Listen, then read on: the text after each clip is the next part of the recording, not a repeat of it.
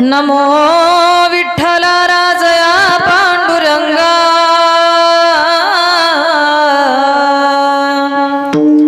नमो रुक्मिणी माऊली ज्ञान गंगा नमो पुंडलिका नमो चंद्रभागा नमस्कार माझा रुक्मिणी पांडुरंगा पांडुरंगा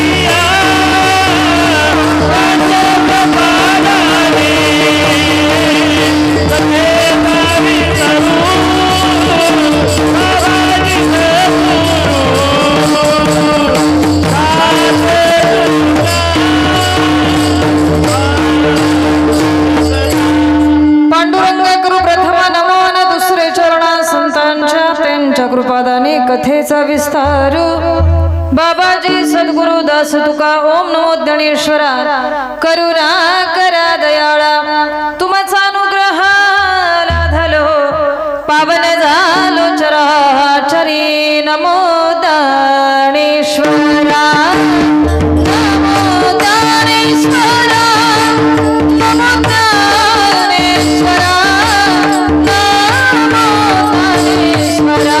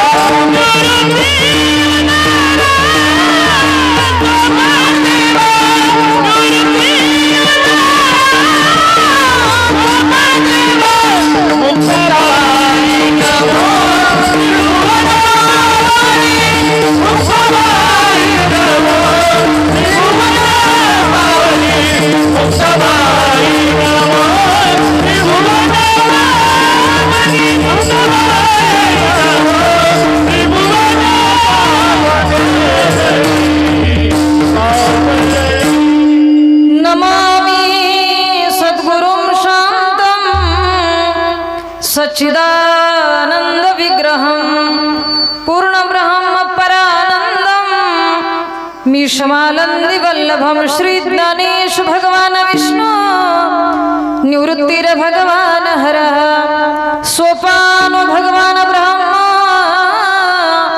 मुक्ताख्यात ब्रह्मजित कला अलंकापुरी रम्य सिंहासनस्थं पदाम्भोज तेजस्फुरद्दि प्रदेशं विदिन्द्रादिदेवहि सदा स्तूयमानं समाधिस्थमूर्तिं भजे ज्ञानदेवं समाधिस्थमूर्तिं भजे ज्ञानदेवं समचरण सरोजं सान्द्रनीलाम्बुधाभं जगननिहित पानि मण्डनं मण्डनानं तरुण तुलसीमाला कन्धरं कञ्जनेत्रं सदयधवलहासं विठ्ठलं चिन्तयामि सदयधवलहासं विठ्ठलं चिन्तयामि आता हृदय हे आपुले चौफाळूनि भले वरी वैसव पाऊले श्री गुरूंची मज हृदयी सद्गुरु जेने तारिलो हा संसार पुरू म्हणून विशेषात्यादर विवेकावरी म्हणून जाणतीने गुरु भजिजे तेने कृतकारी होई जे जैसे मूळ सिंचने सजी शाखा पल्लव संतोषती आता बिनव वाग्विलासिनी जे चातुर्यार्थ कला कामिनी ते श्री शारदा विश्वमोहिनी नमिली मिया विठ्ठल विठ्ठल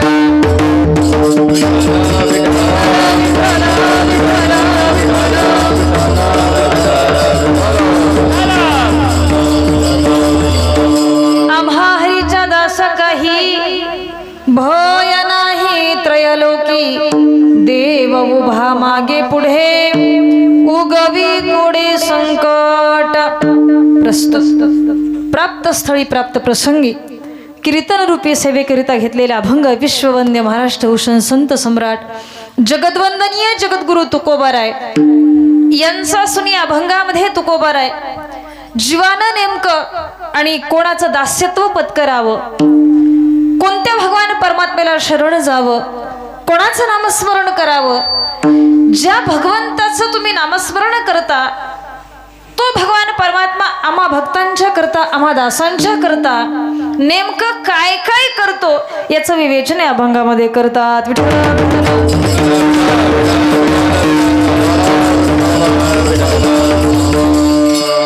चालू असणारा हा अखंड हरिनाम सप्ताह ग्रंथराज ज्ञानेश्वरी पारायण सोहळा आणि या सोहळ्यातील आजची तिसऱ्या दिवसाची कीर्तन सेवा या भागाचं वैभव असणारे धीरजजी महाराज यांच्या माध्यमातून माझ्याकडे आलेली आहे. अतिशय गोड ज्यांचं व्यक्तिमत्व आहे, ज्यांची गोड संस्थेतले हे विद्यार्थी या ठिकाणी आणि उपस्थित आहेत, त्यांच्या माध्यमातून या ठिकाणी येण्याचा योगायोग मला घडलेला आहे. तसं जर पाहिलं तर अतिशय सुंदर आणि उत्साही वातावरण या ठिकाणी आहे. सुंदर असे गायक वृंद आहेत, गोड मृदंगाचारी आहेत, दोन्ही बाजूला दोन चोपदार आहेत हे की नाही, आणि तीन तीन शिंग वाजवणारे आहेत हे की नाही. बऱ्याच ठिकाणी पाहते एकच असतात, पण आणि वेगळे पण असं आहे की तीन तीन या ठिकाणी तिघे जण आहेत. अतिशय गोड आणि या शंकराचार्य महाराजांच्या या पावनभूमीमध्ये आपण सर्वजण दरवर्षीप्रमाणे हा कार्यक्रम करत असता. अतिशय सुंदर या सेवेचं या ठिकाणी नियोजन आहे. सर्वांच्या वतीनं सर्व कार्यकर्ते, ग्रामस्थ, आपण सर्वजण श्रोतृवर्ग या सर्वांच्या चरणकमली नतमस्तक होते आणि सेवेला सुरुवात करते. विठ्ठल विठ्ठल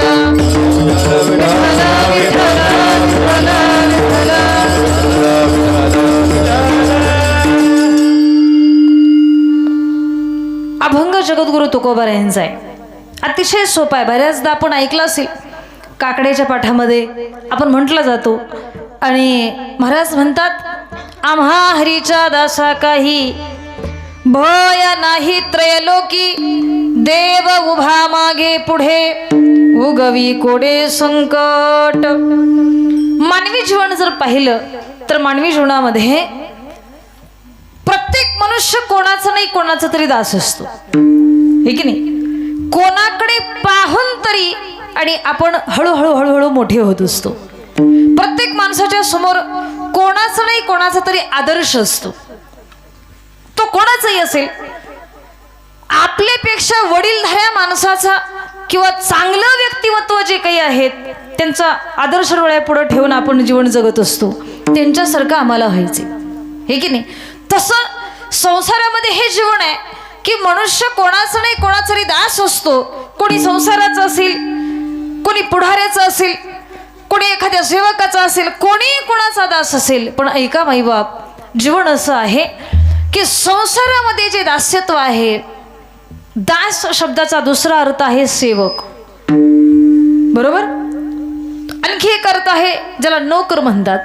मग जर मानवी जीवन पाहिलं तर व्यवहारामध्ये मालकाला जास्त किंमत आहे का नोकराला जास्त किंमत आहे? बोलते राहा, कोणाला किंमत आहे जास्त? मालकाला, आहे की नाही? मग माणसाला मालक व्हावं वाटतं का सेवक नोकर व्हावं वाटतं?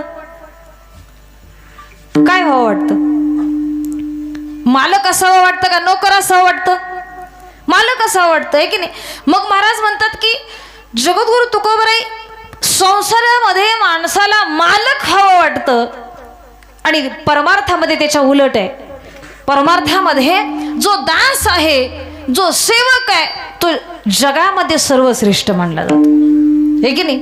अहो, ज्या प्रभू रामचंद्रांचा जो सेवक आहे, ज्याला आपण सगळेजण आणि वंदन करतो, हे की नाही? मनोजवम मारुततुल्य वेगम जितेंद्रियं बुद्धिमतां वरिष्ठं वातात्मजं वानरयुद्धमुख्यं श्रीरामदूतं शरणं प्रपद्ये, हे की नाही? हनुमंतराय हे भगवान परमात्म्याचे सेवक आहेत. पण जितकी मंदिरं प्रभू रामचंद्रांची नाहीत तितकी मंदिरं हनुमंतरायांचे, बरोबर की नाही? एक गाव असं नसेल की त्या गावामध्ये हनुमंतरायांचं मंदिर, बरोबर आहे की नाही? अशी अनेक गाव असतील की त्या गावामध्ये प्रभू रामचंद्रांचं मंदिर नसेल, पण असं एकही गाव नाही की त्या गावामध्ये हनुमंतरायांचं मंदिर नाही. महाराज, सेवकाला परमार्थामध्ये अतिशय महत्व आहे, अतिशय किंमत आहे. म्हणून जगद्गुरु तुकोबराय सांगतात, आम्ही दास झालो, आम्ही दास आहोत, आम्ही भक्त आहोत, आम्ही सेवक आहोत, आम्ही नोकर आहोत, पण देवा तुझे नोकर आहोत. आम्ही संसाराचे दास नाहीत, आम्ही कोण्या दुसऱ्या माणसाचे दास नाहीत. परमार्थामध्ये दासच सर्वश्रेष्ठ असतो. विठ्ठल विठ्ठल.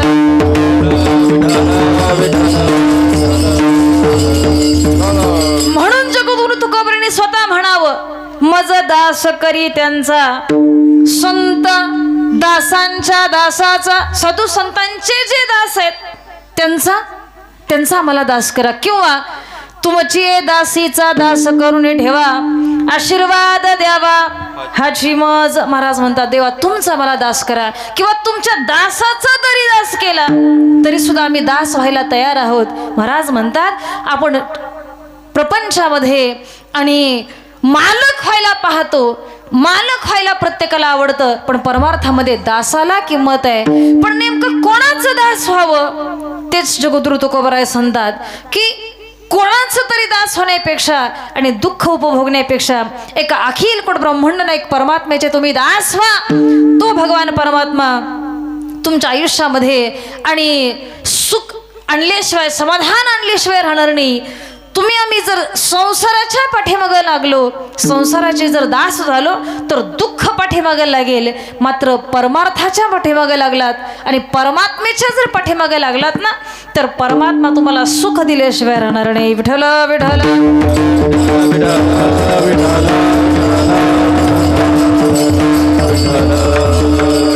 प्रत्येक माणसाला काही गरजा आहे, हे की नाही? काही गोष्टीची माणसाला गरज असते आणि काही गोष्टीची आवड असते, बरं का? काही गोष्टीची गरज असते आणि काही गोष्टीची आवड असते. जेवण करणं ही शरीराची काय आहे? जेवण करणं ही शरीराची गरज आहे आणि जेवण झाल्यावर तंबाखू खाणं गरज आहे का ती शरीराची? ती शरीराची गरज नाही.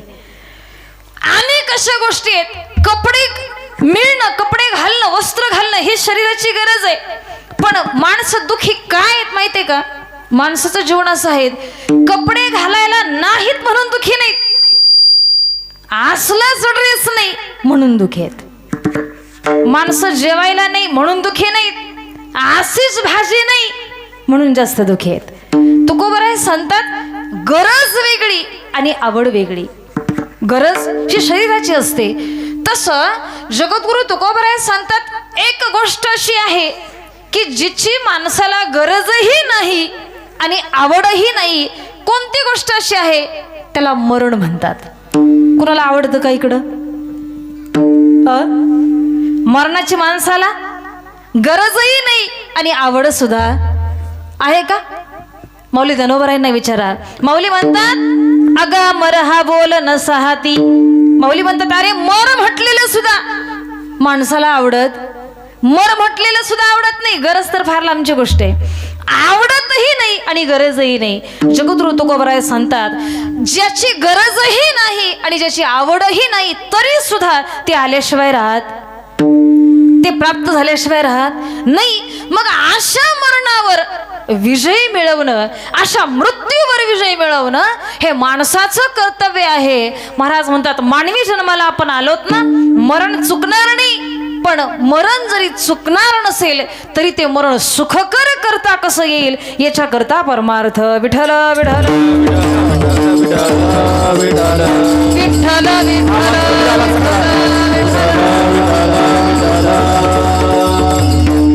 मरण नाही माणसाला चुकवता येत, पण ते सुखकर करता येतं बरं का, हे की नाही? डॉक्टर साहेब एखादे माणसाला मृत्यूपासून नाहीत वाचवत.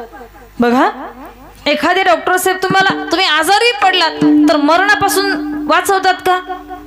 मरणापासून वाचवत नाहीत, पण जोपर्यंत तुम्ही जिवंत आहात तोपर्यंत निरोगी कसं करता येईल, बरोबर ना? निरोगी कसं राहता येईल तुम्हाला याच्यावर ते उपचार करतात. तसं जगद्गुरु तुकोबराय सांगतात मृत्यू कुणाला चुकत नाही. जर मृत्यू हा सत्य असेल, मरण जर अटळ असेल तर तुकोबराय म्हणतात अशा मृत्यूची भीती या प्रत्येक जीवाला लागलेली आहे. जगातला कोणताही जीव, माणूसच नाही कोणताही जीव घ्या तुम्ही, कोणताच जीव आणि असा नाही की तो मरणाला घाबरत.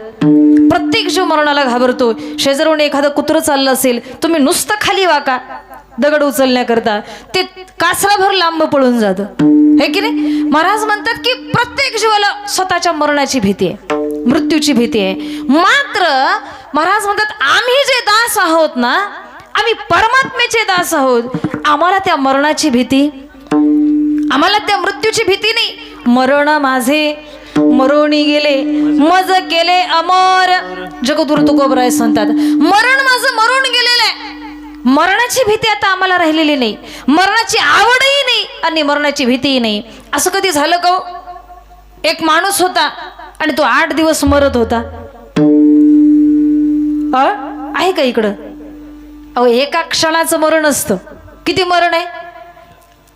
माशी पंख पाखडी तव हे सरी. माऊली दानोबराय सांगतात माशीला सुद्धा पंख पाखडण्याकरता, फडफडवण्याकरता वेळ लागेल. इतक्या निमिषामध्ये हा जीव या देहातून प्राण निघून जातो. इतकं मरण, इतकं निमिषभराचं मरण आहे. महाराज म्हणतात मरण जास्त दिवसाचं नाही हो, मरण जास्त काळाचं नाही, मरणाच्या अगोदरचा जो काळ आहे तो फार कठीण आहे. हा काळ सुधारण्याकरता परमार्थ आहे. विठ्ठल विठ्ठल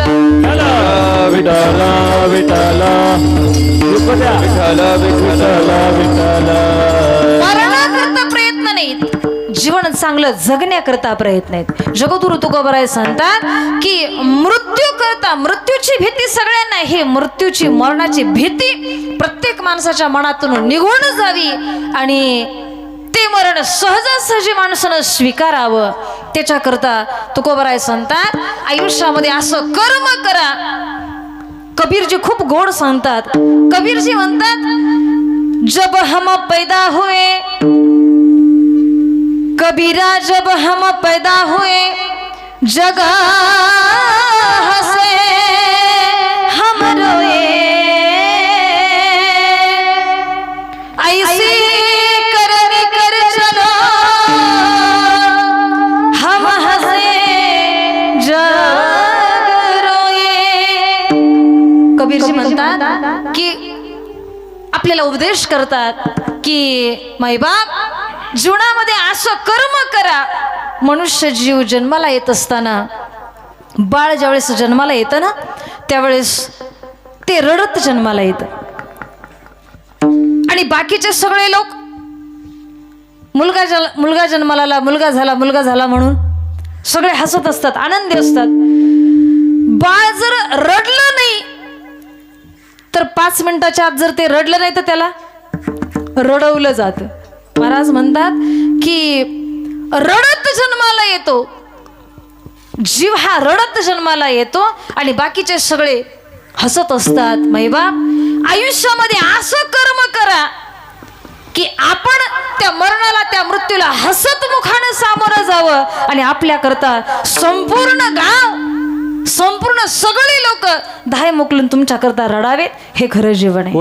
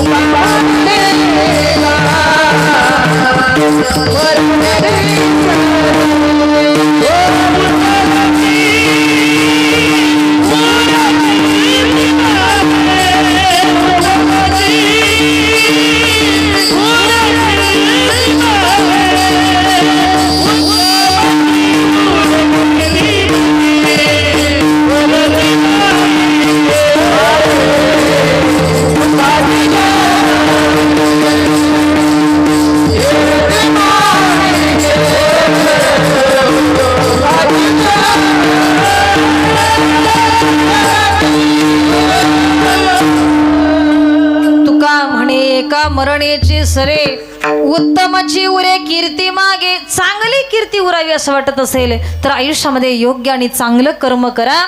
तुकोबराय सांगत त्याचं दास व्हा।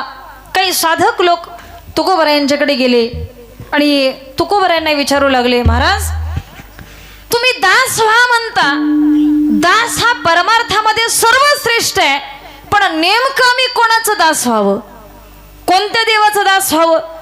आपल्या भारतीय संस्कृतीमध्ये 33 कोटी देव आहेत, मग आम्ही कोणत्या देवाचं दास व्हावं किंवा तुम्ही कोणत्या देवाचे दास झाला म्हणून तुम्ही आनंदी आहात? त्यावर जगद्गुरु तुकोबराय सांगतात की आम्ही माझा परमात्मा सोडून एक धरीला चित्ती, आम्ही रखुमाईचा पती, माझ्या परमात्म्याशिवाय आम्ही दुसरं कोणाचे दास झालो? आम्ही कोणालाच शरण गेलो नाही, आम्ही दुसरे कोणाचे दास झालो नाहीत, मग आम्ही त्याचे दास आहोत।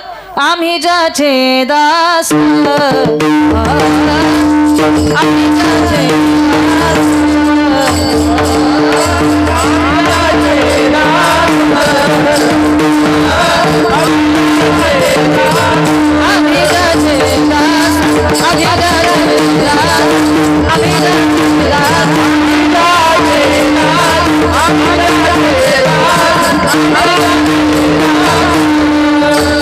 त्याचा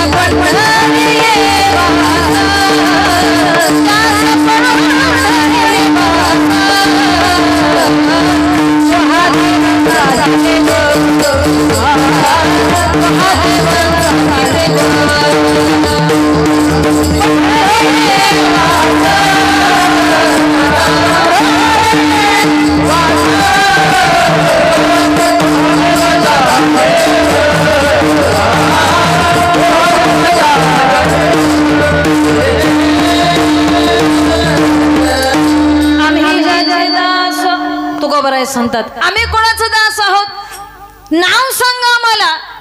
तुकोबर आहे, तुम्ही कोणाचे दास आहात? त्याचा पंढरी वास, तो हा देवांचाही देव, काय कळी काळाचा भेव, किंवा बळिया माझा पंढरीराव, तो हा देवांचाही देव. महाराज म्हणतात माझा परमात्मा, अखिल कुठं विश्व परमात्मा, आम्ही त्याचे दास आहोत. कुठे राहतो तो?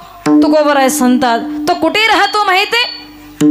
जम्बू या द्वीपा माझी एक पंढरपूर गावगा, धर्माचे नगर देखा, विठू पाटल त्याचे नाव गा. महाराज म्हणतात असा परमात्मा आणि त्याचं नाव ज्या ठिकाणी तो राहतो त्या गावाचं नाव असं आहे भीमातिरी एक वसले नगर. भीमातिरी एक वसले नगर, त्याचे नाव पंढरपूर रे, त्याचे नाव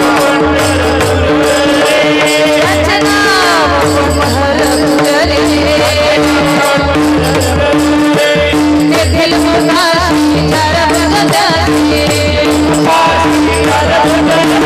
महिला सोहळा हजार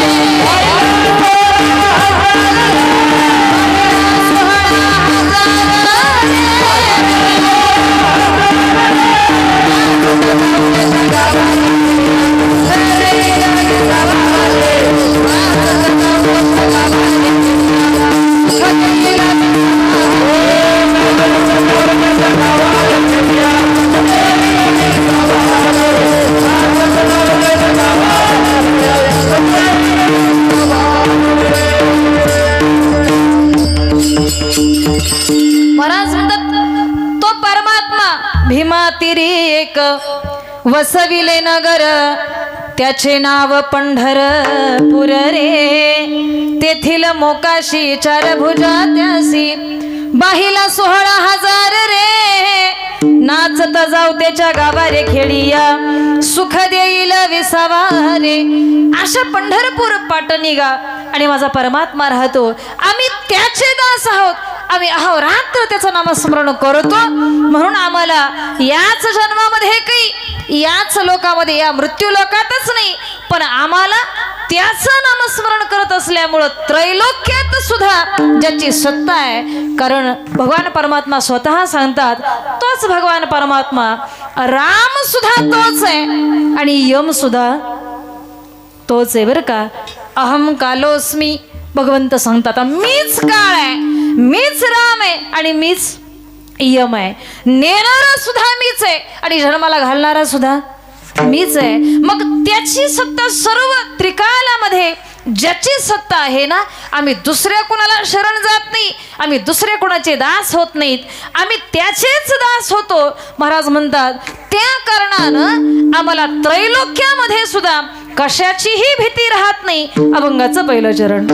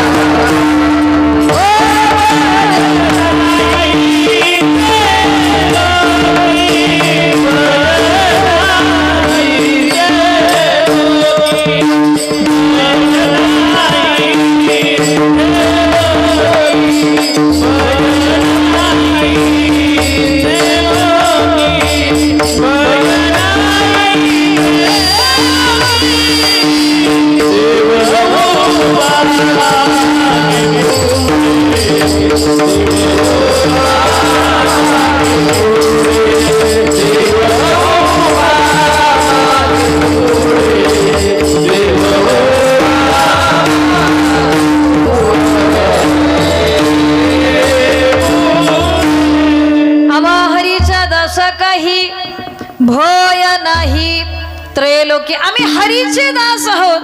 आम्हाला त्रैलोक्यामध्ये मरणाची आणि मृत्यूची भीती आम्हाला नाही. कारण जिंकावा संसार येणे नव्हे तरी शूर. जगद्गुरु तुकोबराय सांगतात, आम्ही सर्व विकारांच्यावर विजय मिळवला, आम्ही मृत्यूवर विजय मिळवला, आम्ही मरणावर विजय मिळवला. म्हणून त्रैलोक्यामध्ये आम्हाला कशाची भीती, आम्हाला कशाची भीती नाही. याचं कारण असं आहे, महाराज म्हणतात तुकोबरायांना लोक विचारतात, तुकोबराय तुम्ही त्याचं नामस्मरण करता, पण तो असणारा देव तुमच्याकरता काय करतो, काय करतो म्हटल्यावर जगद्गुरु तुकोबराय सांगतात, महाराज काय करतो असं का विचारता, काय करत नाही हे विचारा. हे की नाही. महाराज म्हणतात, अहो तो माझा भगवान परमात्मा आमच्याकरता अर्जुनाची घोडी धुताली ते,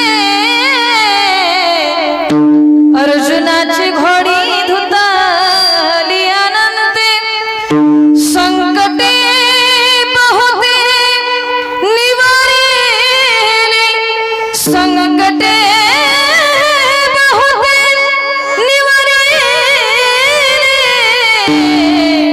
महाराज म्हणतात तो भगवान परमात्मा आमच्या करता काय नाही करत, सर्व भक्तांची सगळी कामं करणारा जगात जर कोण असेल तर तो माझा भगवान परमात्मा आहे. भक्त समागमे सर्व भावे हरी, न सांगता करी सर्व काम, न सांगता सगळी कामं करतो.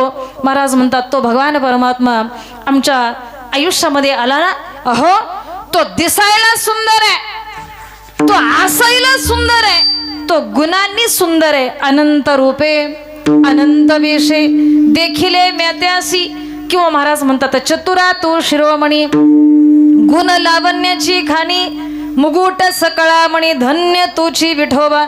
तो भगवान परमात्मा आम्ही ज्याचा दास आहोत ना, तो भगवान परमात्मा त्याला पाहिलं ना, त्याला पाहिलं की दुसरं काही पाहावंसं वाटत, त्याचं नामस्मरण केलं की दुसरे कोणाचं नामस्मरण करावंसं वाटत नाही. कारण तो असतानाच असा आहे, तो हरे श्री हरी पाहिला डोळे भरी, पाहत पाहणे दुरी सारनिया, तो हरे श्री हरी पाहिला डोळे भरी. त्याला एकदा पाहिलं ना की दुसरं काही पाहावंसं वाटत नाही.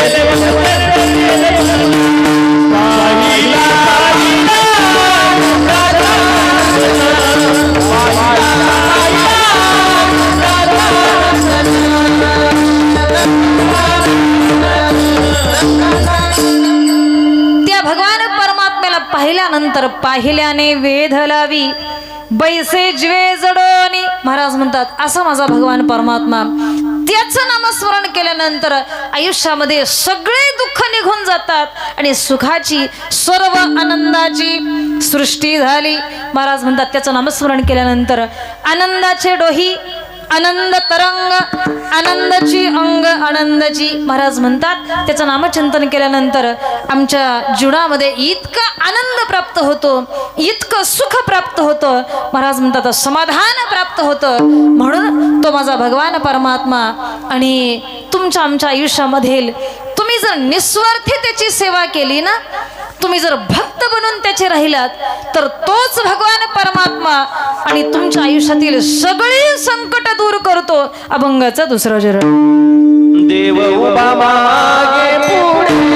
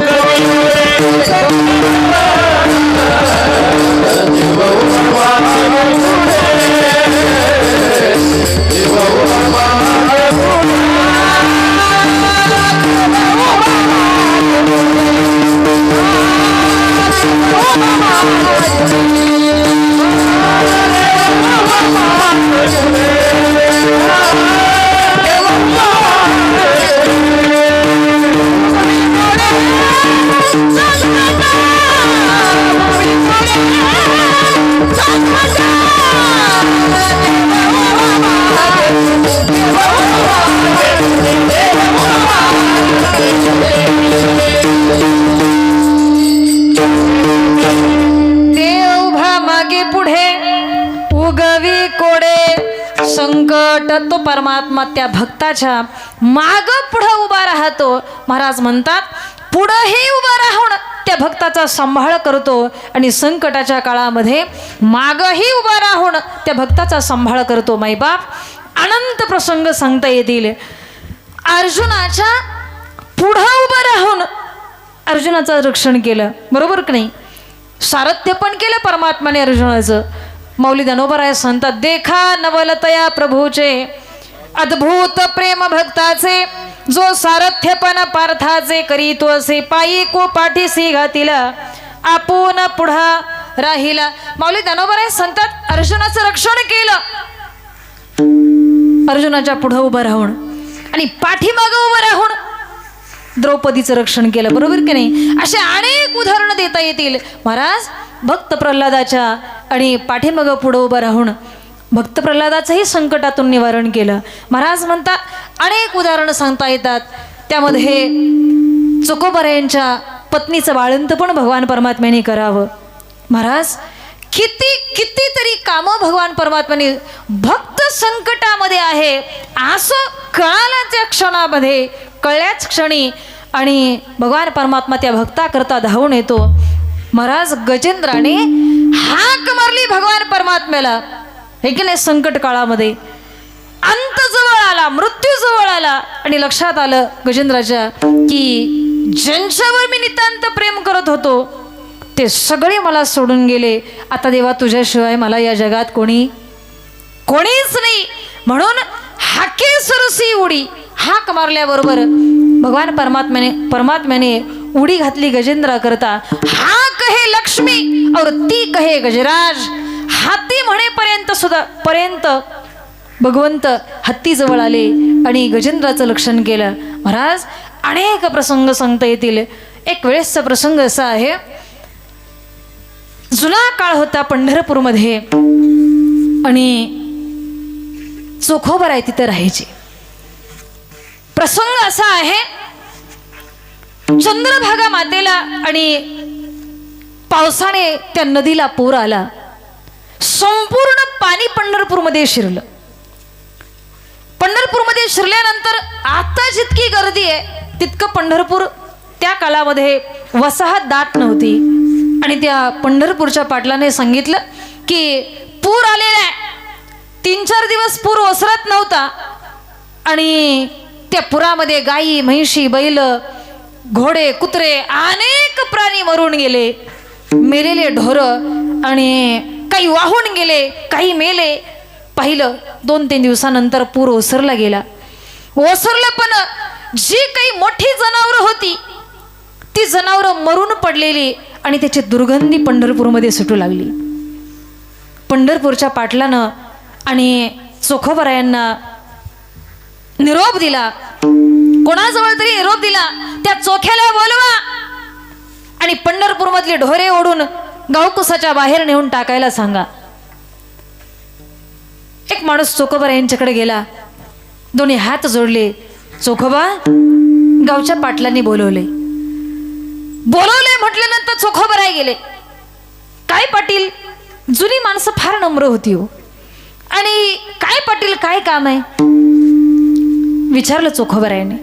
अरे चोख्या, दिसत नाही का संपूर्ण गाव, संपूर्ण पंढरपूर दुर्गंधीमय झालंय. आजच्या दिवसाच्या आजच्या आज संपूर्ण दिवसामध्ये गावामध्ये पडलेली सगळी ढोरं आणि गावाच्या बाहेर नेऊन टाक. होय जी. चोखोबाराय निघाले.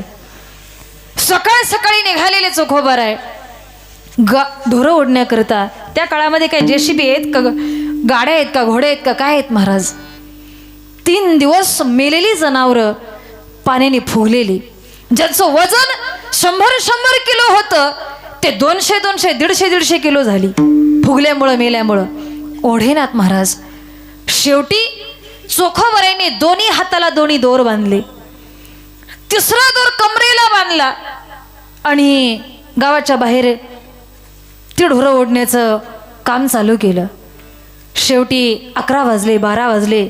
ऊन मी म्हणताय, पायामध्ये चप्पल नाही, शरीरामध्ये अंगामध्ये बंडी घातलेली फटकी आणि दोन्ही हाताला दोन्ही दावी बांधलेले आहेत. 3रं दावं कमरेला बांधलेले. ढोरं ओढत नाहीत, जनावरं मेलेली, वजनानं जास्त झालेले आहेत. शेवटी हाताला आणि खांद्याला करकोचे पडलेत. पत्नीला बोलवलं, अगं मला एकट्याला ढोरं ओढत नाहीत, मग तू थोडंसं मदतीला आहे. किती बाई माणसाचं किती ताकद असणार आहे. दोघेही ढोरं ओढू लागले तरी सुद्धा गावाच्या बाहेर एक होते का ते, अनेक जनावरं मेलेले. कंटाळे शेवटी दोन्ही घामाच्या धारा लागलेत, पायामध्ये चटके बसायला लागलेत, करकोचे पडले हाताला आणि खांद्याला. आणि मग मात्र भगवंताचा धावा केला चोखोबारायांनी. चोखोबाराय सांगताय, अरे हीन दीन जात मोरी पंढरी के राया.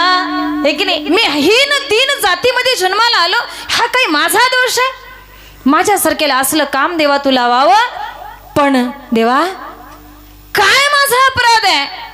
धाव घाली विठू आता, धाव घाली विठू आता, चालू नको मंदा, धाव घाली विठू आता. नुसतं ढोरं ओढत नाहीत म्हणून पंढरपूर मधल्या मंदिरातल्या बडव्यांनी चोखोबारायांच्या जवळ यावं आणि चोख्या, ढोरं ओढत नाहीत, चाबकाचे फटके पाठीमागून द्यावेत. मग भगवंताचा धावा केला चोखोबारायांनी आणि म्हणू लागले, बडवे मज मारिताती काय अपराध, बडवे मज मारिताती काय अपराध, धाव घाली विठू आता, चालू नको मंदा, धाव घाली विठू आता. देवा आता तरी धाव माझ्या करता. हा कधीली चोखोबारायांनी आणि विटेवरच्या पांडुरंग परमात्म्याला माझ्या चोख्याची दया आली महाराज. विटेवरचा पांडुरंग परमात्मा आणि चोखोबऱ्यांच्या जवळ येऊन जवळ आले रुक्मिणी साहेबांच्या बरोबर. आणि चोखोबऱ्यांच्या जवळ आल्यानंतर आता तो कर्तुम अन्यथा कर्तुम ज्याची शक्ती आहे, अहो दाव्याला हात लावल्याबरोबर एक जनावर गावकुसाच्या बाहेर नेऊन टाकलं. महाराज म्हणतात की चोखोबऱ्यांच्या सवी ढोर सुद्धा ओढू लागणारा परमात्मा मागे पुढे उभा राहे संभाळीत आलिया आघात निवाराया. महाराज म्हणतात संकटाच्या काळामध्ये त्या भक्तावर कितीही मोठं संकट येऊ द्या, पण त्या संकटाचं निवारण करणारा जगात कोण असेल तर तो परमात्मा असतो. विठ्ठल विठ्ठल.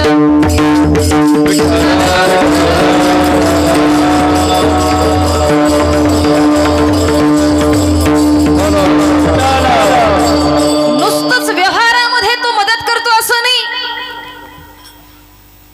तुकोबराय सांगतात नुसतंच व्यवहारामध्ये तुमचा सांभाळ करतो याच्यात नवल नाही.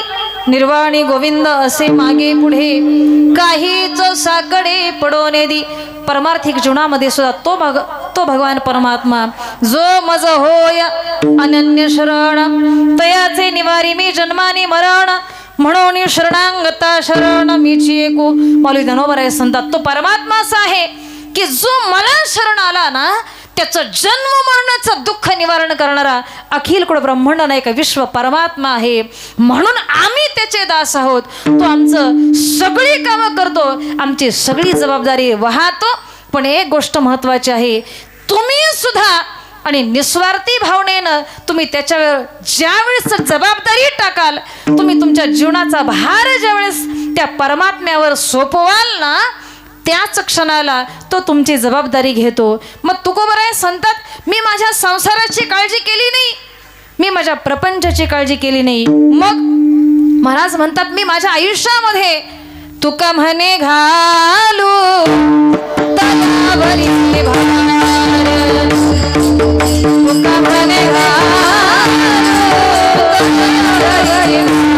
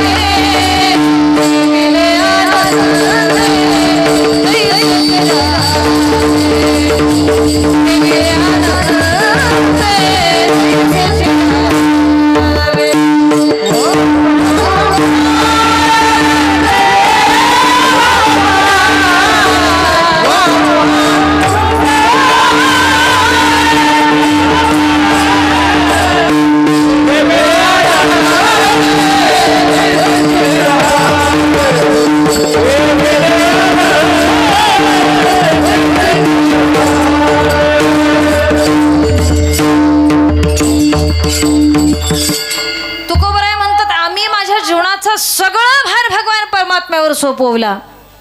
आपली महत्वाची हीच अडचण आहे, आपण देवावर भार टाकत आपण देवावरती भार टाकत नाही. आपण असं म्हणतो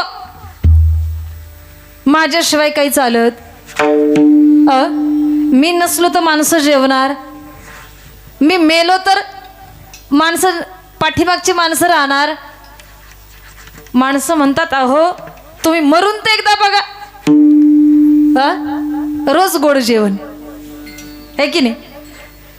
स्वतःवर जबाबदारी घेतात, परमात्म्यावर जबाबदारी टाकत नाहीत.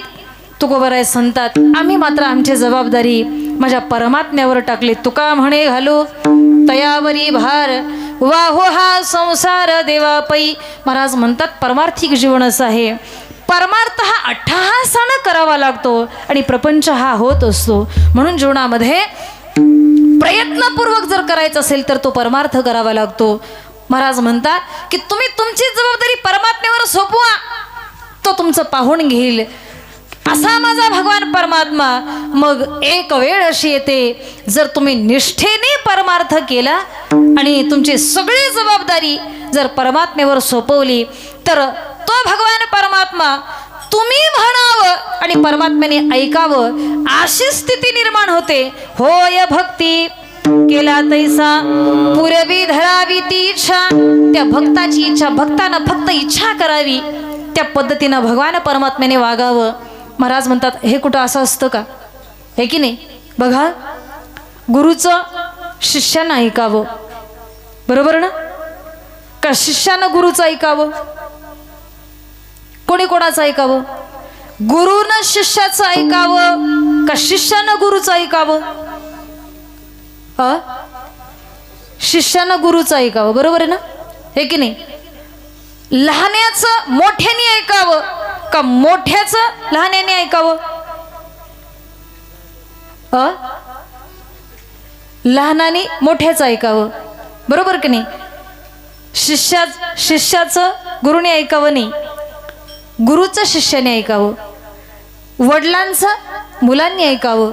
महाराज म्हणतात शिक्षकांचं मुलांनी ऐकावं, देवाचं भक्तांनी ऐकावं, बरोबर आहे की नाही? तुमच्या आमच्यासारख्या सर्वसामान्य जीवाने साधू संतांचं ऐकावं. मार्ग दावून गेले आधी दयानिधी संत ते साधू संतांचं या जीवानी ऐकावं, जीवाचं कल्याण होतं.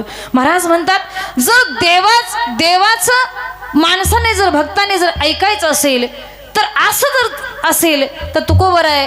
असं म्हणतात की भक्ताने सांगावं आणि देवाने ऐकावं, बरोबर ना? होय भक्ती केला तैसा.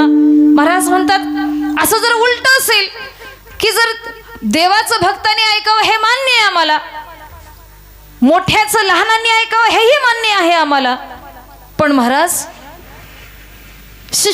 शिष्याचं गुरुने ऐकावं हे काही मान्य आम्हाला नाही. पण असं घडतं बरं का? असं घडतं मालकाचं नोकराने ऐकावं, पण ऐका कधी कधी नोकराचं सुद्धा मालक ऐकतो ना? ऐकतो का? नोकराचं मालक ऐकतो का मालकाचं नोकर ऐकतो? कोण कोणाचं ऐकतं? मालकाचं नोकर ऐकतो, मान्य आहे मला, पण नोकराचं मालक केव्हा ऐकतो? एखादा नोकर आहे 30-35 वर्ष एकाच मालकाकडे आणि त्याने सेवा केली, एकाच मालकाकडे त्याने काम केलं. जर इमानदारीनं त्याने जर काम केलं ना तर काही दिवस असे असतात की मालकाने सांगायचं आणि नोकराने ऐकायचं. पण इमानदारीने जर त्याने नोकरी केली, सेवा केली तर काही दिवसानंतर असा बदल होतो, नोकराने सांगायचं आणि मालकाने. घडतं का असं? घडतं का बाबा? घडतं ना असं? जर इमानदारीने परमार्थ केला, महाराज म्हणतात जर इमानदारीनं काम केलं तर नोकराने सांगायचं आणि निर्णय मग कोणी घ्यायचा? मग निर्णय मालकाने घ्यायचा. असं घडतं. तसा भगवान परमात्मा सांगतात भक्त जर माझ्याच करता जीवन जगत असेल, मी सोडून जर दुसरं काही तो पाहत नसेल, माझ्या करता जर त्याने आयुष्य खर्च केलं असेल तर मग मात्र भक्ताने सांगावं आणि देवाने ऐकावं. म्हणून स्वतः जगद्गुरु तुकोबराय सांगतात जैसा केला तैसा होया, जैसा केला तैसा होया.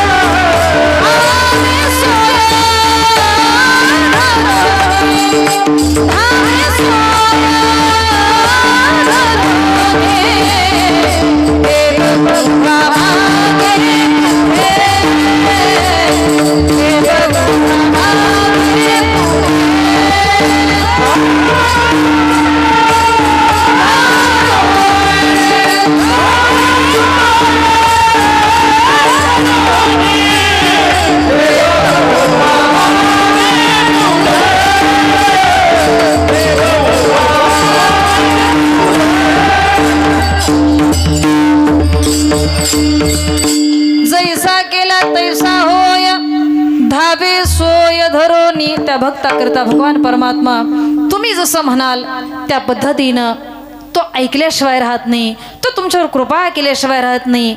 एक तत्वनाम दृढ धरी म्हणा, हरीसी करुणा येईल तुझी. त्या परमात्म्याला एक ना एक दिवस तरी तुमची करुणा आल्याशिवाय राहणार नाही, तुमची दया आल्याशिवाय राहणार नाही. म्हणून पण त्याला तुमची दया येण्याकरता आपलंही काही कर्तव्य आहे ना, हे की नाही.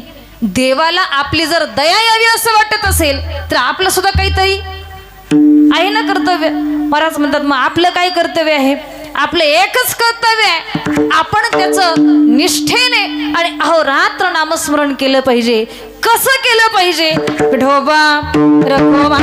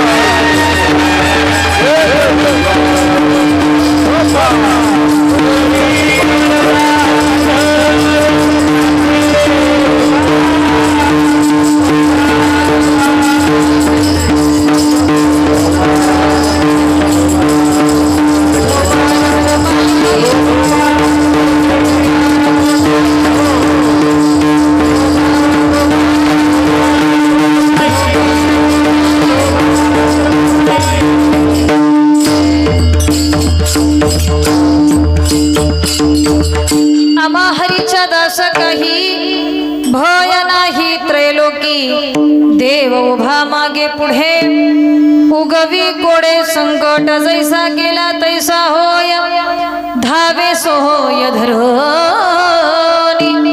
देव उभा मागे पुढे उगवी कोडे संकट विठ्ठल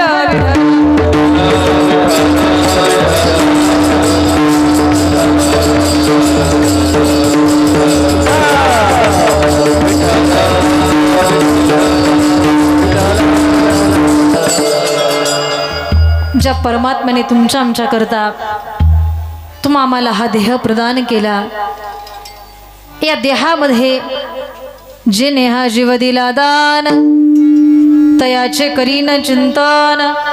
जगत जीवन नारायण गायीन गुण तयाचे. महाराज म्हणतात त्या परमात्म्यानं हा देह आपल्याला त्याचं नामस्मरण करण्याकरता दिला. प्रपंच करत करत माझ्यापर्यंत या जीवाने येऊन पोचावं याच्याकरता दिलेला देह, पण जीव मात्र त्याचं स्मरण करत नाही. महाराज म्हणतात अनेक जन्मच्या जन्म युगानयुगे होऊन गेले, पण त्या कोणत्या जन्मामध्ये माझं नामस्मरण करता आलं नाही. त्याच्याकरता या जीवाला मानवी देह मी प्रदान केला, प्राप्त करून दिला. पण सगळ्यांची इच्छा आहे मला सुखप्राप्ती व्हावी, हे की नाही. महाराज म्हणतात अनेक माणसं अशी आहेत, कोणाला पैसा आवडत नसेल, कोणाला धन आवडत नसेल, कोणाला बंगला आवडत नसेल, कोणाला गाडी आवडत नसेल, कोणाला फिरायला आवडत नसेल, कोणाला कपडे आवडत नसतील, अनेक गोष्टी न आवडणारी लोक आहेत. पण मला वाटतं जगात असा एकही माणूस नाही की त्याला सुख आणि समाधान नको. आहे का असा कोणी ज्याला सुख नको? अहो सगळी धडपड कशा करता? बंगला सुखा करता, गाडी सुखा करता, जमीन सुखा करता, सर्व मौज मजा सुखा करता. जगात सुख नको असा एकही मनुष्य एकही मनुष्याने मैबाप, पण मनुष्य जीवन असं आहे, सुखाच्या शोधामध्ये सगळीकडे हा जीव भरकटतोय, पण जिथं सुख आहे ते स्थान सोडून बाकीच्या इतर गोष्टीकडे हा जीव भरकटत चाललेला आहे. कोण सुखी आहे जगामध्ये? तुकोबराय सांगतात, सुखरूप ऐसा दुज कोणी सांगा, माझ्या पांडुरंगा सारिखा तो, माझ्या पांडुरंगा सारिखा तो. जगात सुखी जर कोण असेल, माझ्या भगवान परमात्मेशिवाय जगात कोणी सुखी? सर्व सुखाचे आगर बाप रखुमा देवीवर, सर्व सुखाचे आगर जनी म्हणे शारंगधर, सर्व सुखाचे आगर म्हणे नरहरी सोनार. सुखाचं जिथं आगर आहे असा सुखाचा समुद्र सागर आगर कोण आहे माहिती? माझा परमात्मा आहे. मग महाराज म्हणतात, आशा परमात्म्याचं नामस्मरण तुम्ही जर अहोरात्र केलं ना, तर सुख तुम्हाला सुखाच्या पाठीमागे पळण्याची गरज नाही. महाराज म्हणतात, अहो हा जीव सर्व सुखाची आशा जन्म गेला, क्षण एक मुक्ती यत्न नाही केला, हिंडता दिशाशी न पावला, माया वेष्टीला जीव माझा. महाराज म्हणतात, सर्व सुखाची आशा जन्म गेला, सुखाच्या पाठीमागे पळतोय. मात्र जर तुम्ही परमात्म्याचं नामस्मरण केलं तर तुम्हाला सुखाच्या पाठीमागे पळण्याची गरज नाही, सुख आपोआप तुमच्या पाठीमागे येईल. म्हणून महाराज म्हणतात, असं जर सुखी परमात्मा आणि त्याचं जर नामस्मरण तुम्ही अखंड मुखाने गायलात, तुकोबराय सांगतात अभंगाच्या शेवटच्या चरणामध्ये, तुका म्हणे सुखे, तुका म्हणे सुखे, तुका म्हणे सुखे, तुका म्हणे सुखे, तुका म्हणे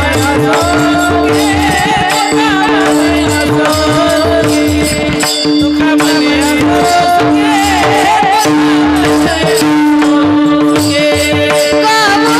मुखे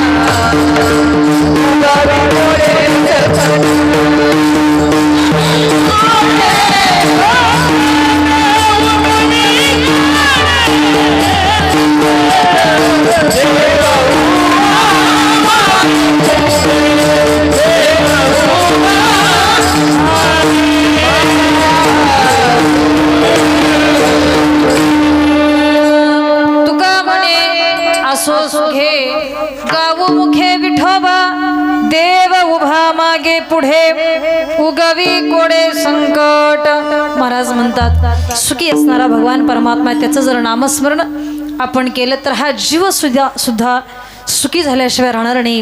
हा संदेश जगद्गुरु तुकोबाराय या अभंगामधून देतात. महाराज म्हणतात तुम्ही इतरत्र कोणाच्या तरी पाठीमागे लागण्यापेक्षा इतर कोणाला शरण जाण्यापेक्षा माझ्या परमात्म्याला शरण जा, कारण तो स्वतः असा आहे अविनाश करी आपुलिया इसे लावी म्हणा पिसे गोविंदाचे. महाराज म्हणतात त्याच्याला आदी नाही, ज्याला अंत नाही, जो अविनाशी परमात्मा आहे असा सुखी परमात्मा, असा अविनाशी सुखी परमात्मा या जीवाला सुद्धा अविनाशी बनवेल. याच्याकरता सुखी भगवान परमात्म्याचं नामस्मरण या जीवानं करावं. महाराज म्हणतात त्या पद्धतीनं हा संदेश तुकोबाराय तुम्हापर्यंत पोहोचवतात. यथामती येता अवकाश अभंगाचा भाव तुमच्या पुढं मांडण्याचा मी प्रयत्न केला. बोलण्याच्या ओघातून काही चुकीचे शब्द गेले असतील आई वडिलांचं अंतकरण देऊन माफ करा, कारण पायाच्या प्रसाद विनोदे काही बोलिलो विनोदे मज क्षमा करणे संती नोहे अंगभूत युक्ती नोहे हा उपदेश तुमचे बडी बडी लोशेष तुमच्या कृपेचे पोसणे जन्मोजन्मी तुका म्हणे मज क्षमा करणे संती नोहे अंगभूत युक्ती. आपण सुंदर पद्धतीने या ठिकाणी सर्वांनी कीर्तन श्रवणाचा लाभ घेतला. सर्वांचे पुनश्च एकदा आभार मानते. या ठिकाणी गोड गायक आमचे मनीषजी महाराज, अतिशय सुंदर ज्यांचं गायन आपण श्रवण केलं. त्यानंतर दुसरे शरदजी महाराज, त्यानंतर गोड मृदंगाचार्य अंगदजी महाराज. आपण सर्वजण श्रोतृवर्ग, आमचे हार्मोनियम वादक दादा, दोन्ही चोपदार दादा, तीनही शिंग वाजवणारे दादा, आणि माझा आवाज ज्यांनी तुमच्या हृदयापर्यंत नेऊन पोचवला ते सिस्टीमवाले दादा, सर्वांचे पुन्हा एकदा आणि आभार मानते. ज्यांनी शूटिंग केलं ते गुरुकुलचे विद्यार्थी श्रीराम गुरुकुल अकलूज आणि या ठिकाणचे विद्यार्थी या ठिकाणी उपस्थित आहेत. त्या सर्वांचे आभार या ठिकाणी मानते. आपण सर्वांच्या